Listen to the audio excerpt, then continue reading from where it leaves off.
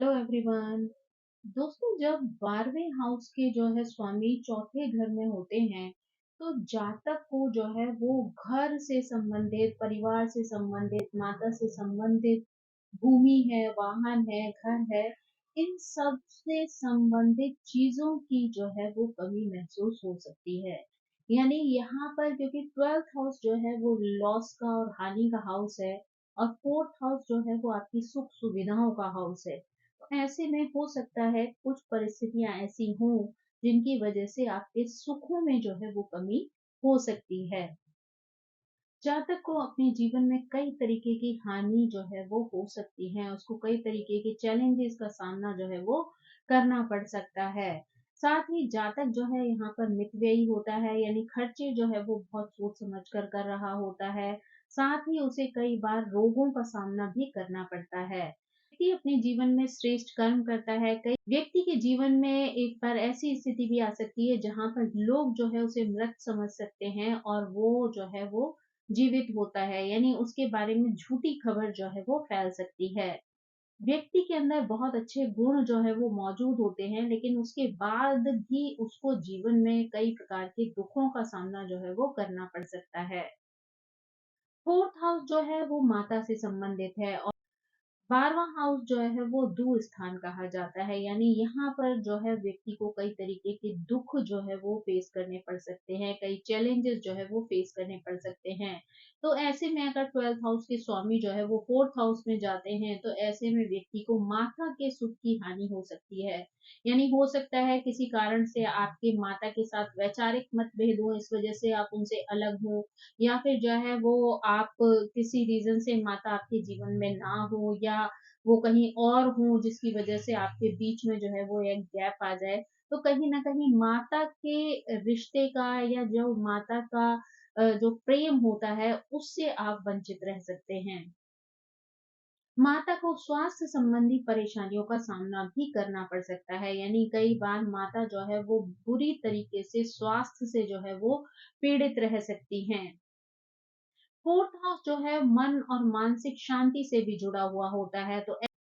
तो ऐसे में 12वां हाउस जो है वो आपका खर्चों का और बाधाओं से जुड़ा हुआ होता है, इसलिए व्यक्ति को अपने जीवन में कई तरीके की बाधाओं का सामना भी करना पड़ सकता है, जिसकी वजह से उसकी मानसिक शांति जो है वो नष्ट हो सकती है, साथ ही अनावश्यक चिंताओं से वो पीड़ित हो सकता है। यहाँ पर जातक जो है वो अत्यंत जो है वो भावुक होता है। साथ ही जातक यहाँ पर जो है वो सपने देखने वाला व्यक्ति होता है, यानी जीवन में जो है वो जो भी चीज सोचता है उसकी इमेजिनेशन करता है, लेकिन कई बार उनको मूर्त रूप जो है वो नहीं दे पाता, इसलिए जो है वो उसमें सफल नहीं होता। लेकिन अगर यहाँ पर जो है कोई शुभ ग्रह होता है तो वो व्यक्ति को आध्यात्मिकता से जोड़ सकता है, और व्यक्ति के जो स्वप्न है उनको पूरा करने में भी उनकी मदद कर सकता है। व्यक्ति यहाँ पर या तो आध्यात्मिक हो सकता है या भौतिक सुखों में जो है उसको आनंद की प्राप्ति हो सकती है। यहाँ पर ये दोनों भाव जो है वो मोक्ष का प्रतिनिधित्व करते हैं, तो ऐसे में जातक जो है वो मोक्ष से मिलने वाले सुख की ओर जो है अपना झुकाव महसूस कर सकता है, यानी इसीलिए वो आध्यात्म से जुड़कर मोक्ष की तलाश में जो है वो आगे बढ़ सकता है। ये स्थिति जो है ग्रह और राशि के अनुसार उसके अंदर किस तरीके के स्वाभाविक गुण है, यानी सतोगुण है, रजोगुण है या तमोगुण है, इस बात पर भी निर्भर करता है।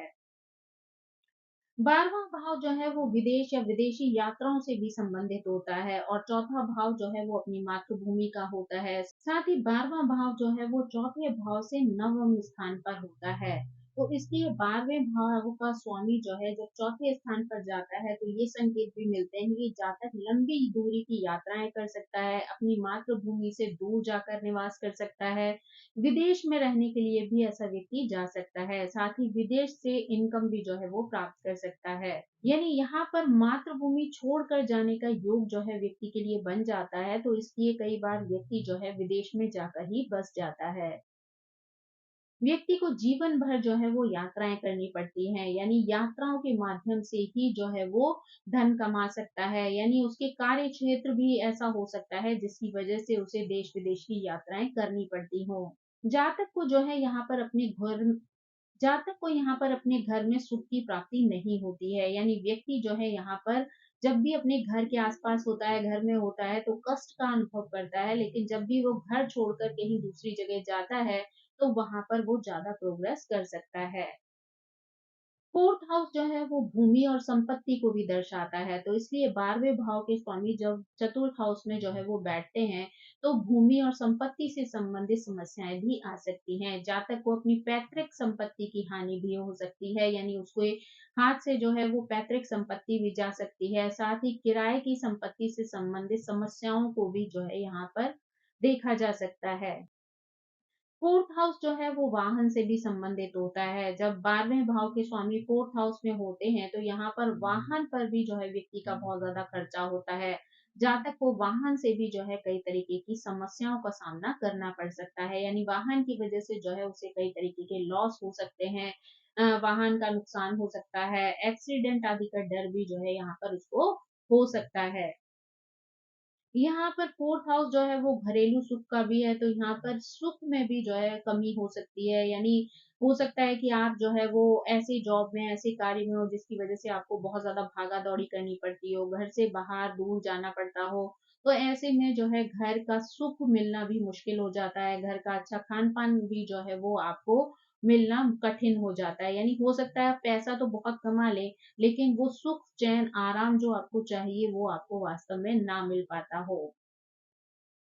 यानी यहाँ पर ये स्थिति जो है वो आ सकती है कि व्यक्ति जो है वो घरेलू सुख सुविधाओं पर जो है वो बहुत सारा धन खर्च कर देता हो, लेकिन उसके बाद भी वो उसे एंजॉय ना कर सके। यानी हो सकता है कि वो बहुत ज्यादा इधर उधर रहता हो, तो इसलिए अगर घर में मान लीजिए आपके सभी साधन जो है वो उपलब्ध हैं, आपने जुटा लिए हैं अपनी मेहनत की वजह से, लेकिन उसके बाद भी आपके पास उन्हें एंजॉय करने के लिए वक्त ही नहीं है, या फिर आप घर में जो है वो टिकते ही नहीं है, तो ऐसी स्थिति में जो है आप उन चीज़ों को एन्जॉय नहीं कर पाते हैं। फोर्थ हाउस को हम शिक्षा से संबंधित भी मानते हैं, इसलिए 12वें घर के स्वामी जब चतुर्थ हाउस में होते हैं, तो ऐसे में व्यक्ति को पढ़ाई में भी जो है वो बाधाएं आ सकती हैं, समस्याएं आ सकती हैं। ये स्थिति ये भी दर्शाती है कि जातक जो है वो बहुमुखी विषय जो होते हैं या विदेशी विषय जो होते हैं, उनमें जो है वो अच्छा अध्ययन कर सकता है और उससे उसे लाभ की प्राप्ति भी हो सकती है। अगर 12th हाउस के स्वामी और 4th हाउस के स्वामी दोनों ही अच्छी स्थिति में हो, तो व्यक्ति को जो है वो भूमि, घर, वाहन और घरेलू सुखों पर जो है वो बहुत ज़्यादा खर्चा जो है करना पड़ सकता है। जातक के विदेश में भी जो है वो घर हो सकते हैं। यदि वो पीड़ित अवस्था में हो, तो माता के स्वास्थ्य पर भी जो है वो उनका बुरा असर पड़ सकता है। साथ ही व्यक्ति के जीवन पर भी जो है उन चीज़ों का बुरा असर पड़ सकता है। जातक जो है विदेश जा सकता है। जातक को जो है वो वाहन संपत्ति से रिलेटेड प्रॉब्लम्स भी आ सकती हैं। इस वजह से मानसिक शांति की हानि भी हो सकती है। ऐसी स्थिति भी हो सकती है जहाँ पर विदेशी भूमि या विदेशी वस्तुएं जो हैं आपके ग्रह पर्यावरण को प्रभावित कर रही होती हैं। ये स्थिति बहुत ही निजी व्यक्ति को दर्शाती है, यानी कि 12th हाउस और 4th हाउस दोनों ही जो है वो प्राइवेसी को दर्शाते हैं। तो ये भी दर्शाते हैं कि व्यक्ति विदेशी भूमि से लाभ की प्राप्ति करके जो भी घर ला रहा होता है, जैसे कि वो विदेशी भूमि से कमाया हुआ पैसा लाकर जो है वो अपना घर बना सकता है। यदि यहाँ पर अशुभ ग्रह जो है वो गलत स्थिति में बैठे हों या चौथे घर को जो है वो प्रभावित कर रहे हों, तो यहाँ पर घर और माँ को जो है वो हानि पहुंच सकती है। माँ का संबंध भी जो है वो विदेशों से हो सकता है। ये स्थिति आपको एक अत्यंत इंट्यूटिव पर्सन जो है वो बना सकती है, यानी आपको बहुत सारे इंट्यूशंस हो सकते हैं, साथ ही आप एक आध्यात्मिक व्यक्ति हो सकते हैं। आप जो है वो मोक्ष से बहुत ज्यादा प्रभावित हो सकते हैं, इसलिए उस दिशा में साधनाएँ करने के लिए भी आप प्रेरित हो सकते हैं। कि घर का वातावरण भी जो है वो बहुत ज़्यादा आध्यात्मिक हो सकता है। आपके परिवार का वातावरण भी जो है बहुत ज़्यादा आध्यात्म से प्रभावित होता है। ये स्थिति जो है वो प्रत्येक व्यक्ति के चार्ट में अलग-अलग हो सकती है, क्योंकि ये स्थिति जो है इस बात पर भी निर्भर करती है कि आपके जो 12th हाउस के लॉर्ड हैं वो कौन है, किस स्थिति में है, साथ ही 4th हाउस के लॉर्ड जो है वो किस स्थिति में है, या ग्रह जो है वो किसके साथ युति बना रहे हैं, वक्री हैं या अस्त हैं। ये सारी सिचुएशन भी सबके रिजल्ट्स को जो है वो अलग-अलग कर सकती हैं। साथ ही जो है अगर हम ग्रहों के अनुसार इन चीज़ों को समझने का प्रयास करें, तो शायद ये स्थिति जो है हमें और भी अच्छे से क्लियर हो सकती है। अगर यहाँ पर हम सबसे पहले सूर्य ग्रह की बात करें तो यहाँ पर कन्या लग्न की कुंडली होती है और सूर्य सिंह राशि में 12वें हाउस के लॉर्ड होकर धनु राशि में चौथे घर में जो है वो स्थित होते हैं। सूर्य को चौथे घर में जो है वो दिशा बल प्राप्त नहीं होता है, यानी ये स्थिति दर्शाती है कि व्यक्ति के जीवन में पिता की जो है वो अनुपस्थिति हो सकती है। उसका कारण जो है वो कुछ भी हो सकता है, यानी हो सकता है किसी कार्य के कारण जो है आप अपने पिता से दूर रहते हो या कोई और रीजन की वजह से पिता जो है वो आपके करीब जो है वो ना हो। यहाँ पर व्यक्ति के अंदर कॉन्फिडेंस तब आता है जब या तो वो उच्च शिक्षा प्राप्त कर लेता है या दर्शन से जुड़ी हुई बातों से जो है वो जुड़ जाता है। ऐसा व्यक्ति जो है वो बहुत ज़्यादा विद्वान होता है, शिक्षित होता है, साथ ही एकेडमिक क्षेत्र में या शिक्षण कार्य में जो है वो संलग्न होता है। ये व्यक्ति जो है वो विदेशी भूमि पर शिक्षक या प्रोफेसर की भूमिका भी जो है वो निभा सकता है। यहाँ पर कई बार ऐसी स्थिति भी आ जाती है जहाँ पर माँ को जो है वो पिता की भूमिका जो है निभानी पड़ती है, जिससे वो बहुत ज़्यादा अनुशासन प्रिय भी हो जाती है, साथ ही स्वभाव से वो थोड़ी-सी कठोर भी हो जाती है। कई बार ये स्थिति जो है वो व्यक्ति को अच्छी नहीं लगती है, जिसकी वजह से व्यक्ति की अपनी माता के साथ विचारों में भी जो है वो मतभेद हो जाता है। अब अगर हम चंद्रमा की बात करें तो यहाँ पर सिंह लग्न की जो है वो कुंडली होती है, साथ ही चंद्रमा कर्क राशि के स्वामी होकर यानी 12वें हाउस के लॉर्ड बन के फोर्थ हाउस में जो है वृश्चिक राशि में विराजमान होते हैं। ये स्थिति जो है वो चंद्रमा के लिए नीच की हो जाती है। चंद्रमा यहाँ पर अगर नीच के होते हैं तो व्यक्ति को स्वास्थ्य संबंधी समस्याओं का सामना करना पड़ सकता है, साथ ही माँ का जीवन जो है वो प्रभावित हो सकता है। घर का जो वातावरण है वो जो है वो आपको हर्ट कर सकता है, क्योंकि 12वां घर जो है वो अस्पताल का भी कारक है, तो कई बार जो है घर में लोगों के स्वास्थ्य की वजह से जो है घर का माहौल भी जो है वो एक अस्पताल जैसा जो है वो बन जाता है। साथ ही ये स्थिति ये भी दर्शाती है कि व्यक्ति जो है वो घर या किसी निजी कार्यालय से तंत्र, ज्योतिष या गुप्त विद्याओं से संबंधित भी जो है वो कार्य करता है या उनसे जुड़ा हुआ जो है वो हो सकता है। ऐसा व्यक्ति जो है इस क्षेत्र से भी धन कमा सकता है। ऐसा व्यक्ति अत्यंत अंतर्ज्ञानी होता है, साथ ही जो है वो इन विषयों में संलग्न होकर जो है वो दूसरों की मदद भी करता है और धन भी कमाता है। ये स्थिति ये संकेत भी देती है कि विदेशी भूमि के कारण व्यक्ति जो है वो अपने घर, परिवार या मदर से जो है वो दूर हो सकता है। साथ ही वृश्चिक राशि में चंद्रमा के होने की वजह से मानसिक अशांति भी जो है वो उसको झेलनी पड़ सकती है। साथ ही मानसिक शांति के लिए व्यक्ति जो है ऐसी गूढ़ विद्याओं में जो है वो एंटर कर जाता है, उनका अभ्यास करता है, अध्ययन करता है और उसी ज्ञान से जो है वो जुड़ जाता है। अब अगर हम जो है वो मंगल ग्रह के बारे में बात करें तो यहाँ पर 2 लग्नों के माध्यम से मंगल जो है वो 12वें घर के स्वामी बनते हैं। वृषभ लग्न के माध्यम से, साथ ही धनु लग्न के माध्यम से। तो अगर हम यहाँ पर वृषभ लग्न की बात करें तो मंगल यहाँ 12वें और 7वें घर के जो है वो स्वामी होते हैं। सिंह राशि में चौथे भाव में जो है वो स्थित होते हैं। ये स्थिति ये दर्शाती है कि व्यक्ति को विदेशी भूमि से लाभ के कारण बहुत सारी अचल संपत्ति जो है वो मिल सकती है, यानी कि रियल एस्टेट से जो है वो व्यक्ति को लाभ हो सकता है। ऐसा व्यक्ति जो है सरकार में रक्षा या सुरक्षा विभाग में संलग्न हो सकता है, साथ ही देश की रक्षा के लिए कार्य कर सकता है, साथ ही स्पोर्ट्स में जो है उसका इंटरेस्ट हो सकता है, उस क्षेत्र में भी कार्य करके वो लोगों की मदद कर सकता है, यानी लोगों को जो है वो कोच बनकर उन्हें गाइडेंस दे सकता है। ऐसा व्यक्ति जो है वो माँ और घर के लिए सदा रक्षक की भांति जो है वो खड़ा रहता है।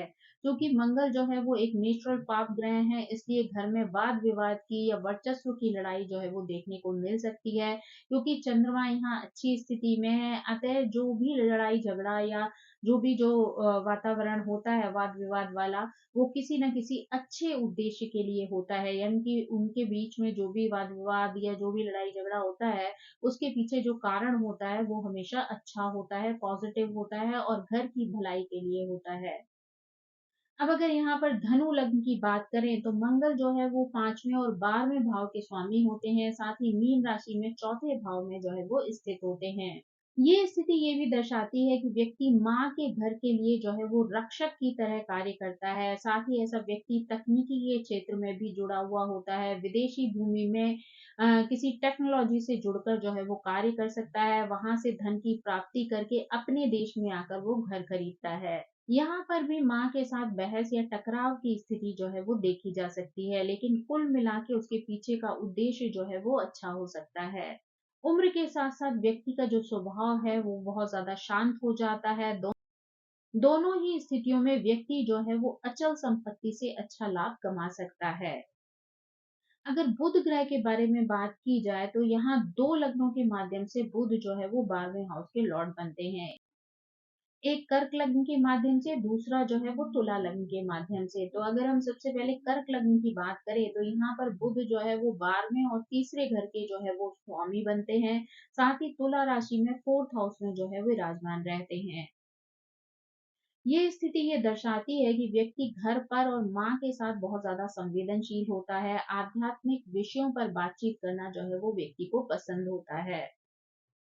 यहाँ ये संभावना भी होती है कि व्यक्ति घर से विदेशी वस्तुओं से जुड़ा हुआ कोई व्यापार कर सकता है। वैकल्पिक रूप से वो व्यक्ति जो है अपने घर या निजी कार्यालय से आध्यात्मिक परामर्शदाता के रूप में भी कार्य कर सकता है, यानी स्पिरिचुअल काउंसलर के रूप में भी वो कार्य कर सकता है, लोगों की मदद कर सकता है, लोगों को गाइडेंस दे सकता है, उनके इमोशन को बेहतर समझते हुए उन्हें जो है दिशा निर्देश भी दे सकता है।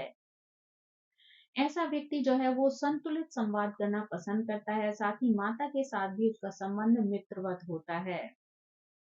अब अगर हम यहाँ पर तुला लग्न के बारे में बात करें तो बुध जो है यहाँ पर नवम और द्वादश भाव के जो है वो स्वामी बनते हैं। साथ ही मकर राशि में चतुर्थ भाव में विराजमान होते हैं। ये स्थिति ये दर्शाती है कि व्यक्ति अपने घर से ही जो है विश्लेषण और विवरणों से संबंधित कार्य कर रहा होता है, जिससे उसे अधिकार प्राप्त होता है। वो अपने घर के माहौल को लेकर भी अत्यंत विश्लेषणात्मक होता है और परफेक्शनिस्ट होता है, यानी उसे परफेक्शन जो है वो बहुत पसंद होता है, चाहे वो घर की सजावट को लेकर हो, सुख सुविधाओं को लेकर हो, यानी उसे पूर्णता जो है वो बहुत पसंद होती है। ही उसकी संवाद शैली जो है वो बहुत ज्यादा प्रभावशाली हो सकती है। लेकिन ऐसा व्यक्ति जो है वो बहुत धीरे-धीरे जो है वो बात करता है, बैलेंस रूप से जो है वो बात करता है, यानी बैलेंस वाली स्थिति में जो है वो बात करता है। वो अपने आध्यात्मिक दृष्टिकोणों के बारे में भी अत्यधिक विश्लेषणात्मक होता है और उसमें भी वो जो है वो पूर्णता चाहता है। ऐसे व्यक्ति का कार्य भी जो है वो संवाद और परामर्श पर जो है आधारित हो सकता है। अब अगर हम यहाँ पर शुक्र ग्रह के बारे में बात करें तो यहाँ 2 लग्नों के माध्यम से शुक्र जो है वो 12th हाउस के लॉर्ड बनते हैं, साथ ही जो है 4th हाउस में जाकर विराजमान होते हैं। तो उसमें पहली लग्न है मिथुन लग्न और दूसरी है वृश्चिक लग्न। तो अगर हम यहाँ पर सबसे पहले मिथुन लग्न के बारे में बात करें तो शुक्र यहाँ पर पंचम और द्वादश भाव के स्वामी होकर कन्या राशि में चतुर्थ भाव में जो है विराजमान होते हैं। यहाँ पर वो नीच के हो जाते हैं। अगर शुक्र जो है वो नीच के होते हैं, ऐसे में विदेशी भूमि से आया हुआ धन जो है वो घर के लिए विशेष उपयोगी नहीं होता है। यानी ये स्थिति ये भी संकेत देती है कि विदेशों में हुए संबंध जो है वो घर के वातावरण को जो है वो खराब कर सकते हैं। साथ ही व्यक्ति को घर के ऐसे विवादों के कारण जो है वो धन की हानि भी हो सकती है। व्यक्ति को विदेशी भूमि पर संबंध बनाने में जो है वो सतर्कता बरतनी चाहिए, क्योंकि उसकी वजह से उन्हें धन हानि या संबंधों में जो है वो खराबी आ सकती है, परेशानी आ सकती है। करियर की दृष्टि से अगर बात की जाए तो ये स्थिति जो है वो स्टॉक मार्केट, अकाउंटिंग, ऑडिटिंग आदि संबंधित कार्यों के लिए जो है वो बहुत अच्छी हो सकती है। प्रेम संबंधों के कारण माँ से संबंध जो है वो खराब हो सकते हैं। अब अगर यहाँ पर हम वृश्चिक लग्न की कुंडली की बात करें तो शुक्र यहाँ पर सप्तम और द्वादश भाव के स्वामी होकर कुंभ राशि में चतुर्थ हाउस में जो है विद्यमान होते हैं।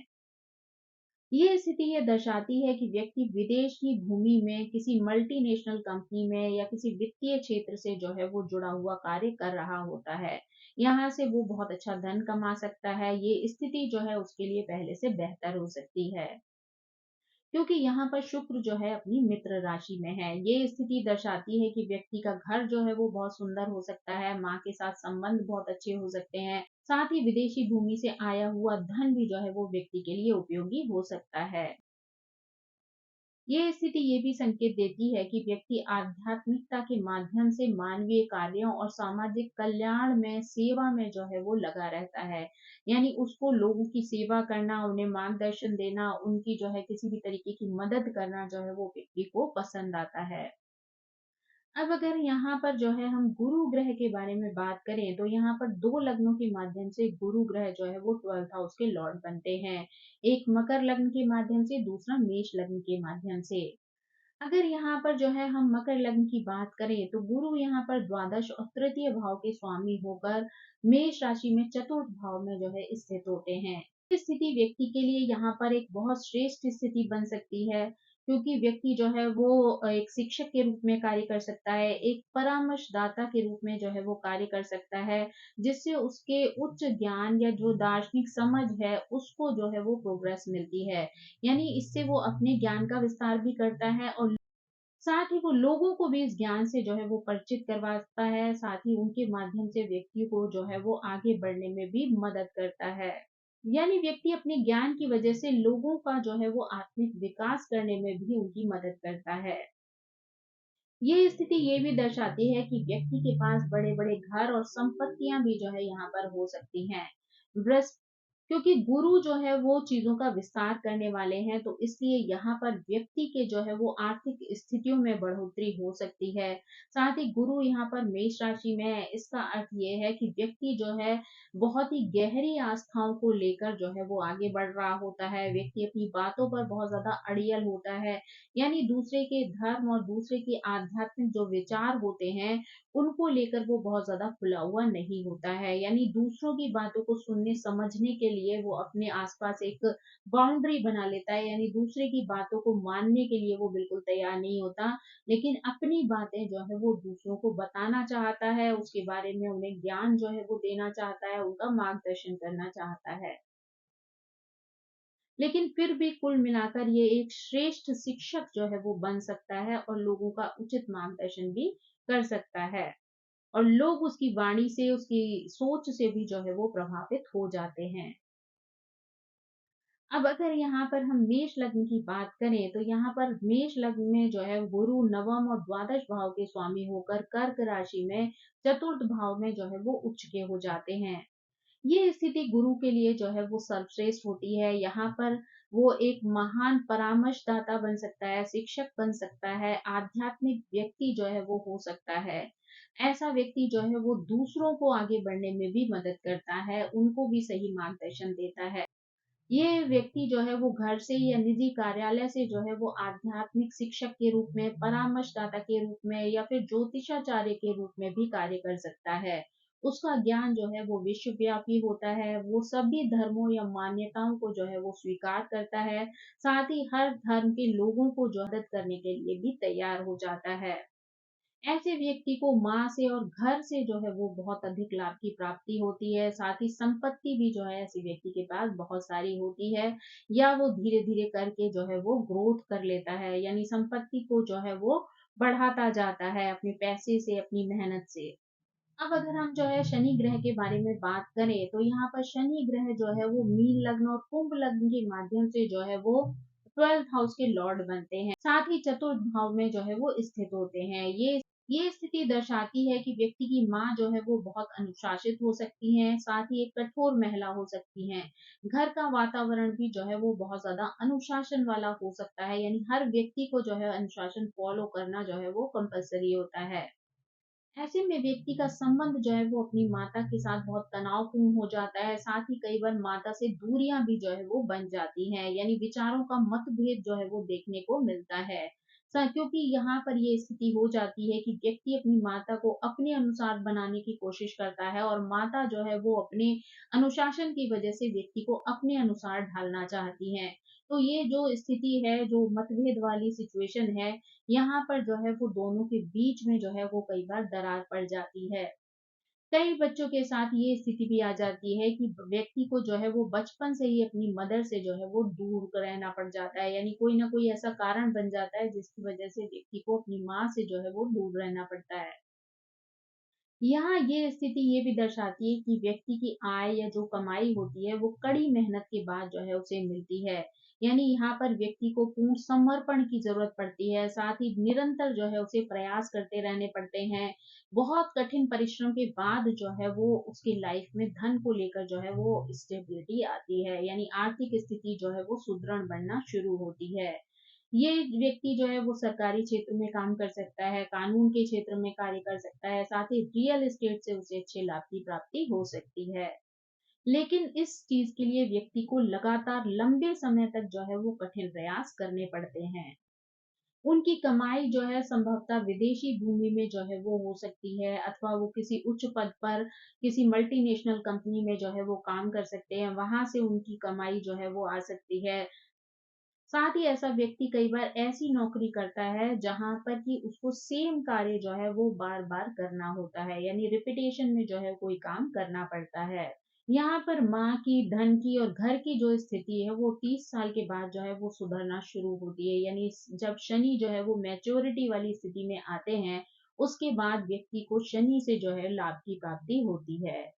तो दोस्तों ये थी जानकारी, जब 12th हाउस के लॉर्ड जो है वो 4th हाउस में जाते हैं तो किस तरीके से व्यक्ति के जीवन को प्रभावित कर सकते हैं। आई होप ये जानकारी आपको पसंद आई होगी। Thank you so much. मेरी आप सभी से रिक्वेस्ट है कि प्लीज मेरे चैनल को सब्सक्राइब करें, लाइक करें, शेयर करें और कमेंट करके इसी तरह मुझे प्रेरित करते रहें। So thank you so much. Bye bye.